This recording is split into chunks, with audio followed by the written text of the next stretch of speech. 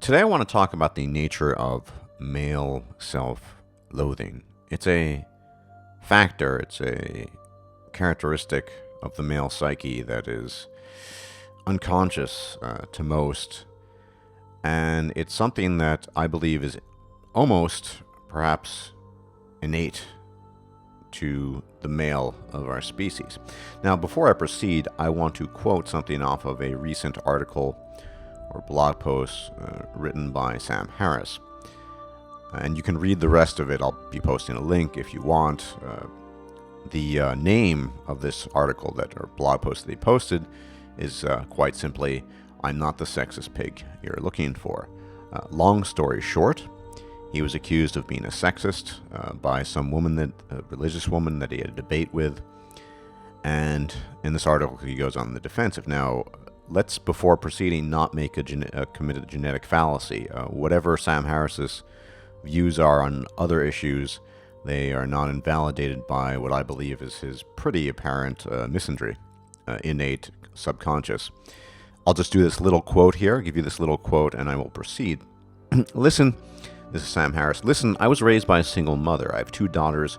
Most of my editors have been women, and my first, last, and best editor is always my wife. If you really want to know the truth about me, I tend to respect women more than men. I'm not saying that's a good thing, but it's actually an honest statement about my psychological biases. I'm not the sexist pig you're looking for. That's what he said, and like I said, you can look at the rest of the article if you want to. Links below. And, of course, in his particular circumstances, he's been surrounded by women. That's going to most likely have some sort of deleterious effect on how you view men. Notice he doesn't give a particular reason for this. He just says, I tend to respect women. And Sam Harris, being the skeptic that he is, hedges his bets and says that I'm not saying that's a good thing, but it's an honest statement. At least he's honest about what he feels. Now, I've read Sam Harris ever since 2004, and so I've seen in his articles, in his books, yeah, he certainly is biased. He's almost obsessed with this idea of violence against women. In fact, he talks in this article about this, supposedly that women are more threatened by violence than men are. They certainly feel more threatened, but barring perhaps rape, men are statistically, in real terms, more threatened by violence, every form of violence, than any woman on the planet. Neither here nor there for the time being. More recently, I was listening to something that David So, he's this Korean-American comedian from the Stygian pits of California, who he made this comment, and it struck me as very common and yet again another indication of what I could only call this sort of innate self-loathing. He said, I'm paraphrasing, that it's just so puzzling that anything can find the male body attractive. It's just utterly disgusting. Now, you hear this all the time. Just as an example, the male body is disgusting. This has multiple layers to it. Now, one, I am a heterosexual male by dint of what I'm attracted to, but we need to be intellectually honest with ourselves. The proper position towards the male body as a heterosexual male should be one of neutrality. You should not, one neither desires it nor feels repulsed by it. I've no idea how someone can say that without actually taking into account why he's saying that. So let me explain things. So much of the human psyche, of personality traits and characteristics, primary characteristics, not secondary ones, which tend to be individual quirks and what have you, hark back, really, quite frankly, to these very primal physiological qualities and characteristics that we have. That is to say, our reproductive roles, and how much that shapes our personality and who we are and how we approach the world. What is a man by himself? What is a man standing out on the parapets of a castle, overlooking the abyss, with nothing? Well, right, he is effectively nothing, or on the edge of a cliff. He is nothing. A man, as the famous man-woman myth has said, is a human doing. Everything that is of value to him and to the world is extrinsic to his being. And being extrinsic, value needs to be gained and garnered and then absorbed from the external, from without, as opposed from within. This all has to do with our biological roles, of course, as men. What we look for, what we seek, validation, I'll talk about in a little bit. On the other hand, look at the female. The female, virtually everything is internal.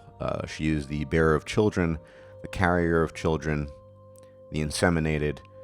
Her physiological, her reproductive role dictates her own view of herself. Women have an internal barometer of self-worth and self-value and self-esteem that, generally speaking, is lacking in men. And notice how, what's very interesting, the perception of the female with regards to the female body, heterosexual female, they actually find it aesthetic, perhaps not sexually desirous, but women, to a large extent, actually enjoy looking at the female body more than they do the male. And what I think this is actually not a manifestation, for example, of some sort of polarity, mixture of polarities in terms of sexuality, although it might be in some cases, but rather a kind of self-projected narcissism. That is to say, in admiring the other woman, she admires herself to some extent, even if that's envy. Think about the very concept, the semantics behind the term envy. To be envious is to be covetous of something someone else has. You wish to have it for yourself, and thus the envious woman, even if it is just a manifestation of envy, looking at an attractive female in bikini or what have you, she covets that body. She wants it for herself, and so there's a kind of mixture of both a negative envy but also a positive admiration. You never see this with regards to men looking at male bodies. You can cite bodybuilding, and I don't want to go off on a tangent, but bodybuilding is largely funded by wealthy gay males. That's a known fact. Anyone who knows the industry, that's just the way it is. Let's not talk about that too much.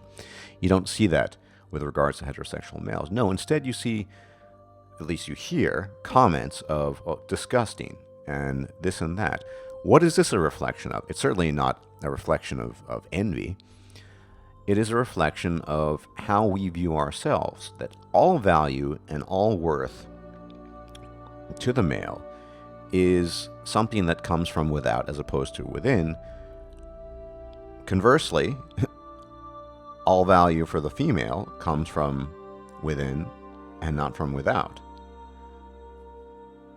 It's at least in terms of self-perception. Obviously, there is interaction from the external world, the internal world, and to some extent, they might even be coterminous. There might be a flow of in and outs going on a constant basis. I'm not denying that, but I'm talking about simply the psychological perception of the self here.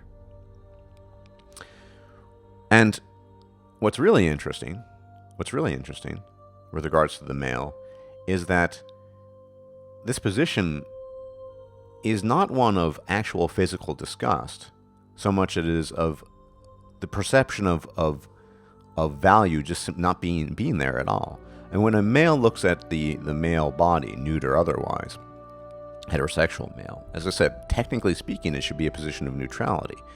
There's nothing of desirous there. But being that it's just a body, right, there's no admiration. But what if you change it? What if you put on wealthy clothing? What if he's a elite athlete, a extremely prominent academic, a businessman, extremely wealthy man? There might be admiration there, right? A body by itself, turn the tables. And it all goes, with regards to women, it all goes back to these physiological and reproductive roles that we have.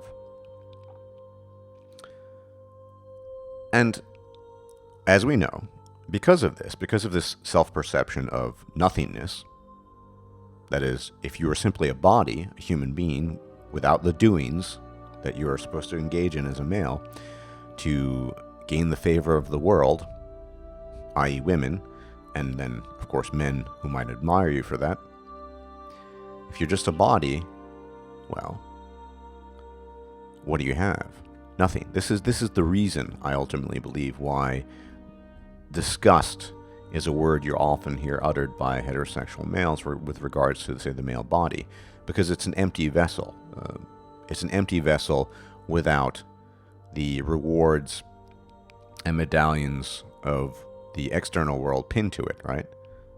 It's an empty vessel without anything to it. There's no wealth, there's no fame, there's no status. Quite the opposite with regards to women.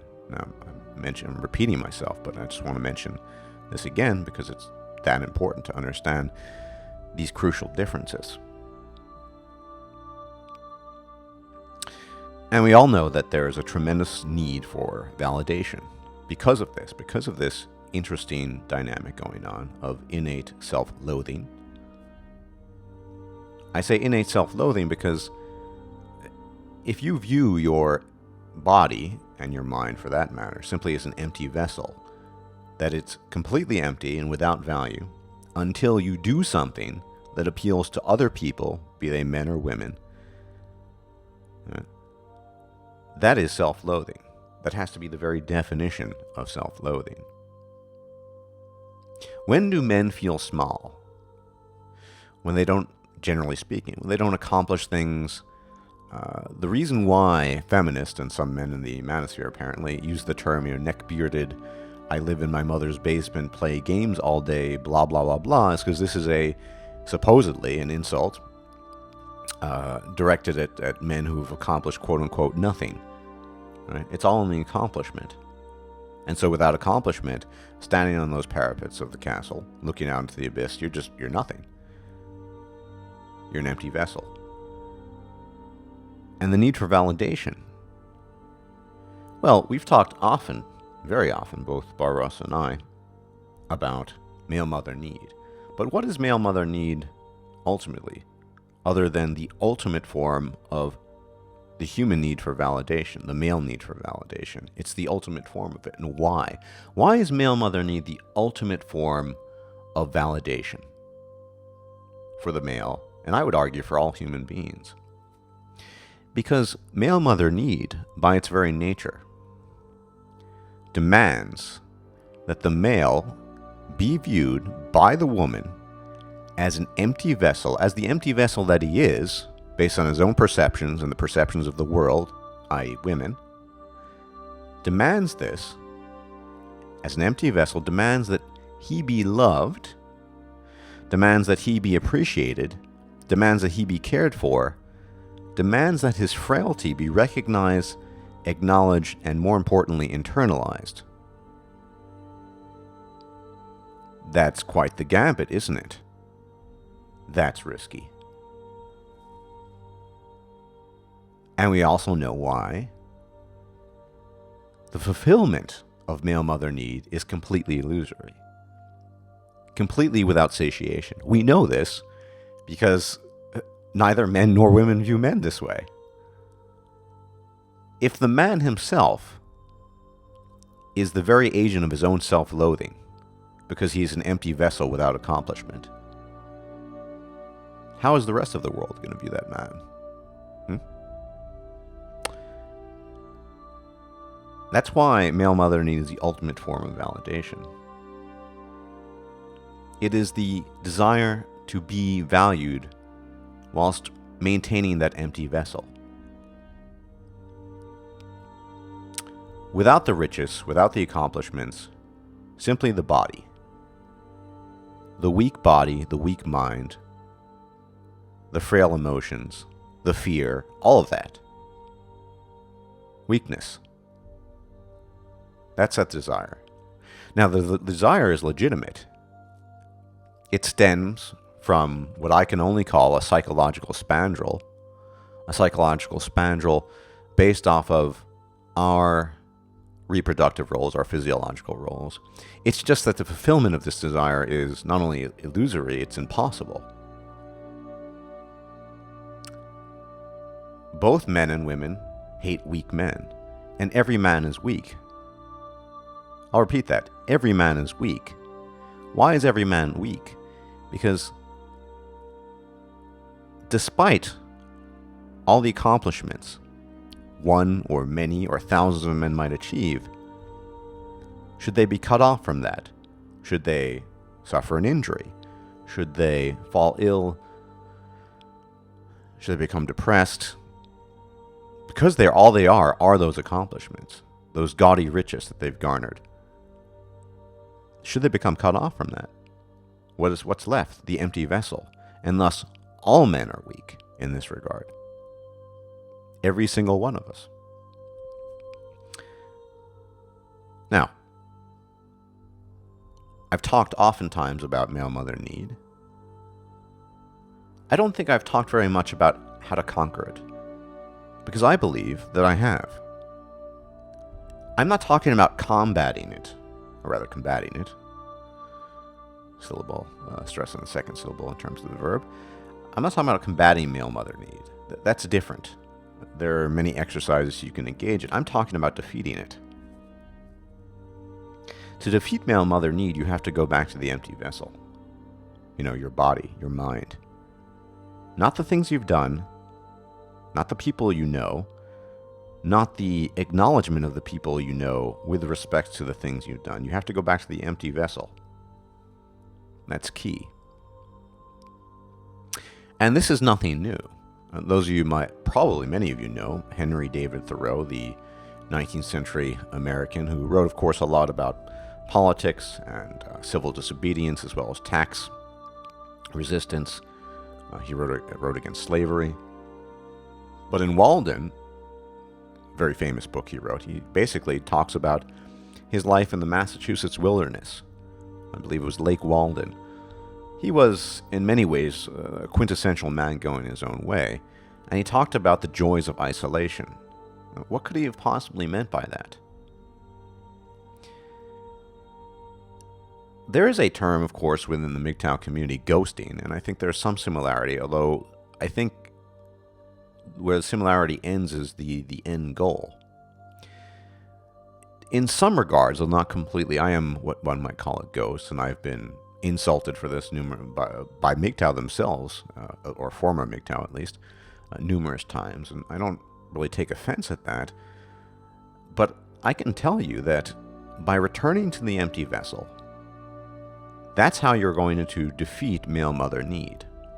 Because male mother need is the ultimate form of validation from the world, and particularly from women, can only be defeated in isolation from those women, from the rest of the world. It's really quite simple.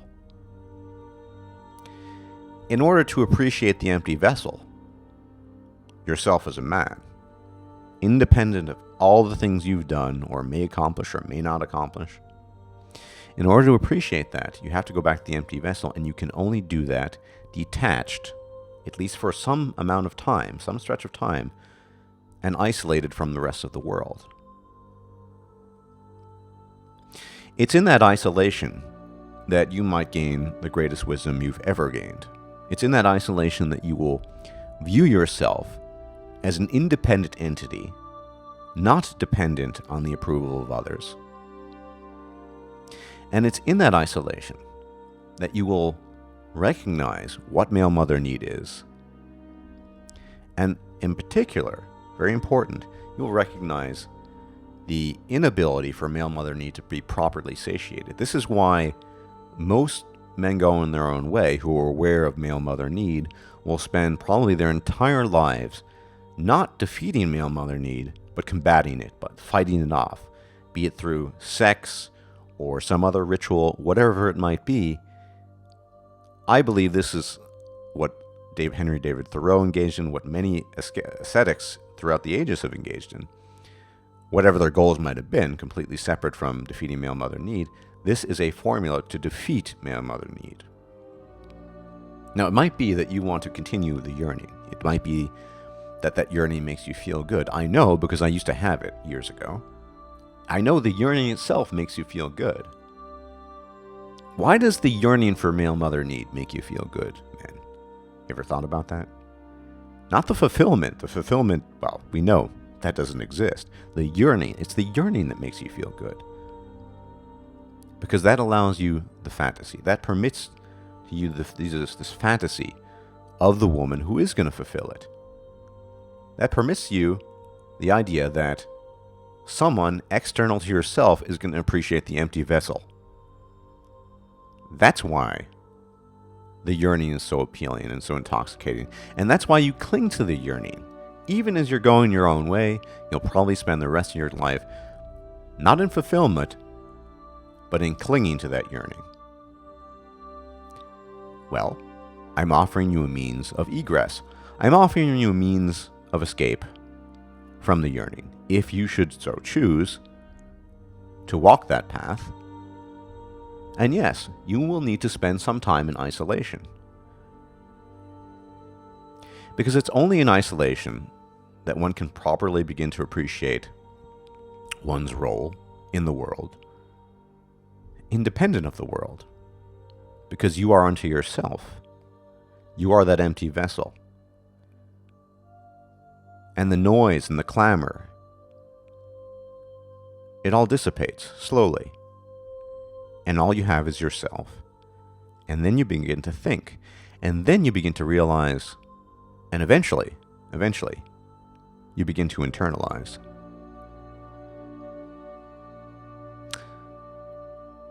And for this, some men are castigated, are insulted, are called any number of names. You see, the abdication and defeat of male mother need is dangerous to most men. In particular, it's dangerous to the men who aren't even aware of what male mother need is. They feel threatened by it. To them, it's not only the yearning that's important, it's the fulfillment.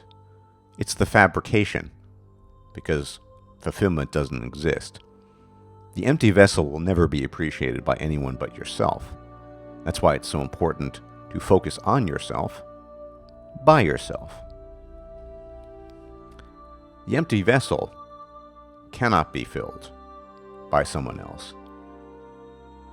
And by engaging in ascetic isolation, by thinking on your own, the empty vessel can become a filled vessel. This is impossible to achieve as long as you are at the mercy and whims of the puppeteers of the world. And who are these puppeteers?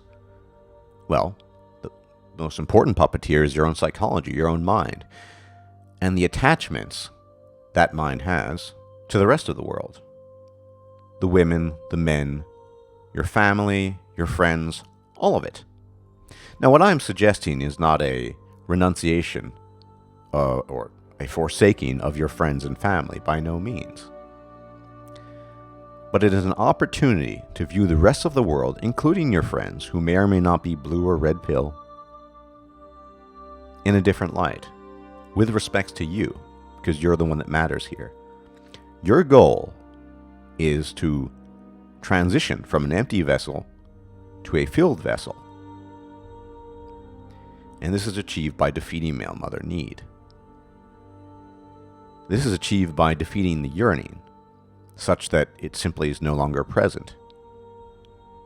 And even as I'm saying this, I know you feel that yearning. I've been there. I spent most of my life feeling that yearning. We all have. How does a male achieve value, real value? He fills the empty vessel. But how does he do that? He cannot do it while strung to the world still. He cannot do it with all the commitments he has. But he needs those commitments. The commitments of various forms of validation, male mother need being the most powerful, most potent, most important one, but also the respect of his fellow men. Ultimately, a man needs to respect himself, independent even of the opinions of others.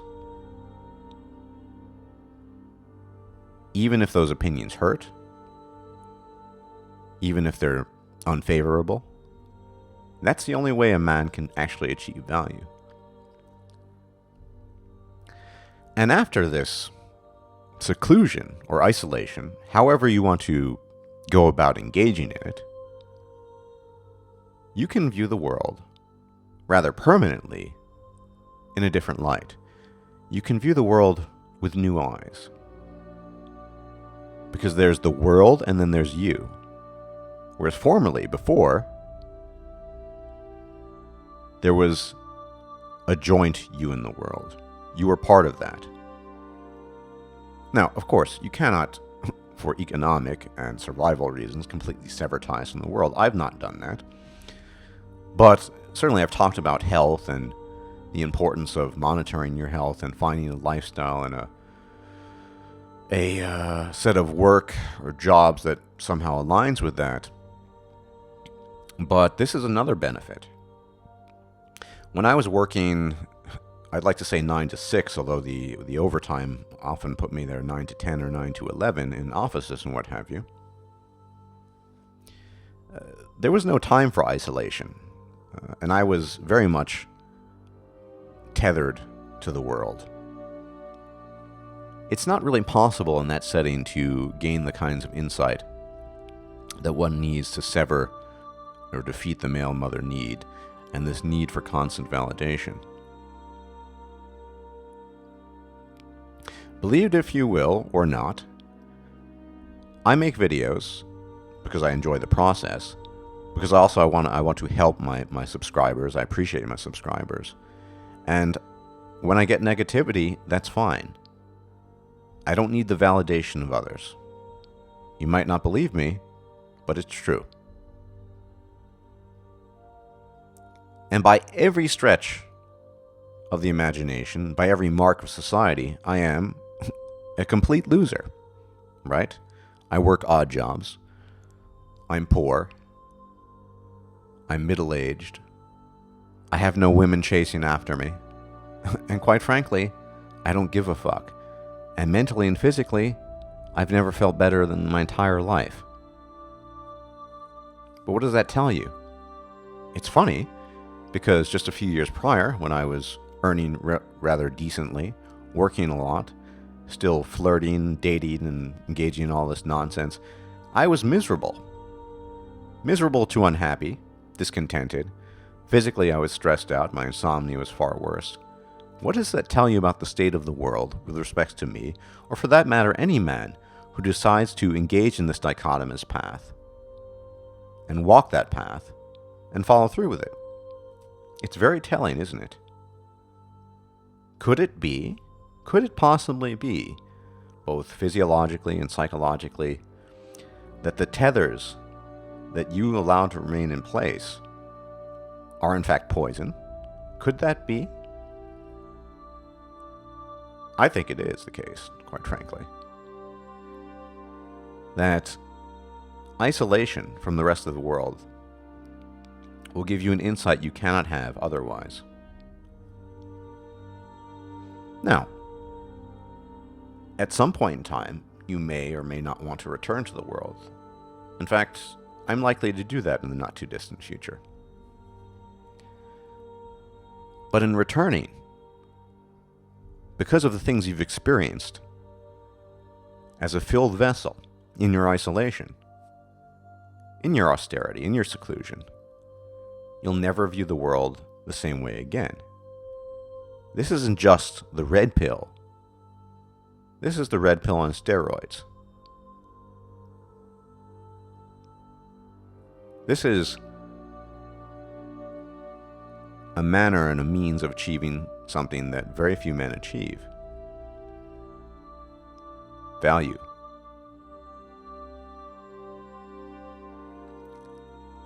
Self-perceived value. Legitimate value that can neither be taken from you nor detached.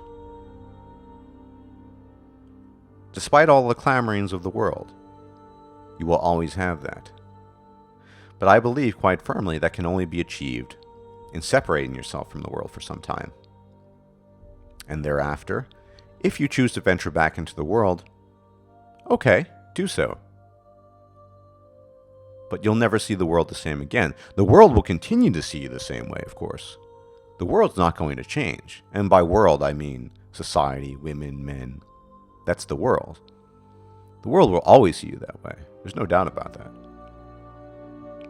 What counts and what's important is you and how you perceive the world, and more importantly, how you perceive yourself with respect to the world. To do this, you have to stop loathing yourself. And to stop loathing yourself, if you find that a desirable end, you need to separate yourself from all the sources that cause that self-loathing. And if you've achieved this, you'll no longer say things such as, "Oh, that's disgusting," when you see a male body. Just as an example. You won't see an empty vessel, you'll see a vessel with potential. Not just yourself, but other men. Even if the vast, vast majority of those other men will never, ever, ever achieve the potential, and never and ever achieved a state of being a filled vessel, that's irrelevant. The potential is there. It's a new light, a new dawn. But to do that, you have to make sacrifices. The question is, are you willing to give up the yearning? Because I know it makes you feel good. It's the yearning that's the drug, not the fulfillment. And that makes sense. You know, it's interesting. The neurotransmitter dopamine. The assurance of a reward, that doesn't do anything. And dopamine is often characterized as a reward hormone. That's not the case. Dopamine is an anticipatory hormone, an anticipatory neurotransmitter. It's the anticipation of a reward that gets you going. And the lesser the chances are, the more dopamine your brain is going to pump out. Isn't that interesting?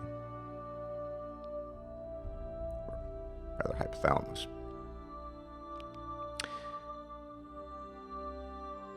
It's not the attainment of the reward that's interesting to the body and to the mind. It's that anticipation.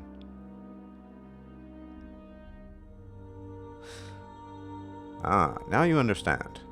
That's why the yearning is so intoxicating. Because while you're yearning, you're just pumping that neurotransmitter out. And you know what the best thing about it is, since dopamine isn't really found in large measure in the body with the assurance of reward, the unattainability of the male mother need reward essentially assures you that you're going to have more or less permanently elevated dopamine levels with respect to this particular issue. Very interesting.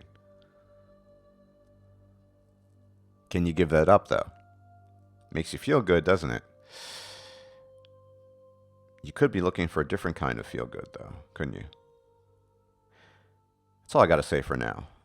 I might talk about this at a later date. Thanks for watching, everyone. Take care. Bye-bye.